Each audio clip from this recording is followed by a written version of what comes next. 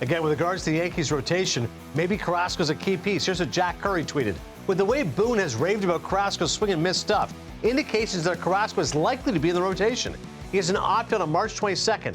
I see these two sides staying together. Yanks need rotation depth, so it would be unwise to lose Carrasco. It's interesting now, when you look at this rotation, it wasn't that long ago you were thinking, all right, well, Marcus Stroman could be on the way out. No. At this point now, it feels like Carrasco is in, Stroman's in, obviously. Will Warren could be in the mix. What have you seen from Cookie Carrasco that makes you think this guy can still be a viable starter? Well, I mean, looking at him, obviously, with Hill and then Garrett Cole being out, it presented some depth issues for the Yankees. Now, and Carrasco was brought in as, to see what else he has at this point in his career. But he struggled a bit with getting that swing and miss on the slider, and that's always been his bread and butter. But I think coming into this year, what do you want to see from a guy like him to make these decisions easier for Aaron Boone as far as making sure to keep him? And, through today, I mean, in 16 innings, he's got a 1.69 ERA. He's got 15 Ks in those 16 innings with a 154 opponent average. Now, it's spring training, but what is it that you want to see over the course of spring training to help make these types of decisions? Yeah. And the other thing, too, is he's got that swing and miss stuff back. He's been getting good swing and miss, and his whip percentage on his slider is at 40% this spring. So that's telling you right now that he's able to get the swing and miss with that slider, which has always been his bread and butter. His velocity's been a tick up as well. So he's looked more like the pitcher from before as opposed from the pitcher the last couple of years. So it makes it easier for those decisions. And there's been a couple of guys, too, that I've also been keeping my eye on, including Carrasco, as far as those guys vying for rotation spots and their performance over the course of spring, helping those managers and teams make those decisions.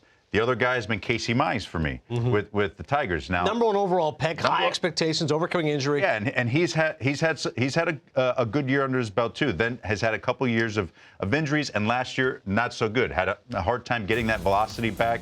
Couldn't quite get the swing and miss on his splitter.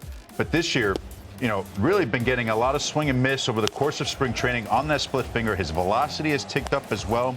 Kind of was battling Jackson Jobe and Keter Montero, for a couple of spots in that rotation. But again, what do you want to see from a guy like Casey coming into spring training? This is what you want to see. So AJ Hinch makes it an easy decision. This guy definitely is earning a rotation spot on a guy that we were having question marks. You want to see that improvement. Casey's been showing that. To your point, by the way, he had a 4.5 ERA a year ago. Opponents hit 290 off of him, so clearly needs to improve that. Yeah, he's a guy that wanting to see that improvement. Number one overall pick, and he's got the stuff.